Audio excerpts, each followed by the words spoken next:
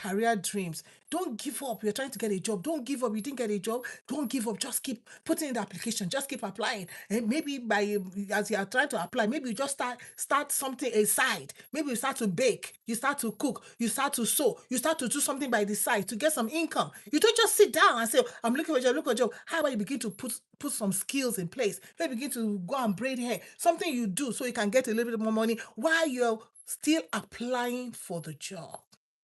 Do some door dashing, do some Uberings, do some lifting while you're still applying for the job. Don't just sit down and say, I'm applying for a job.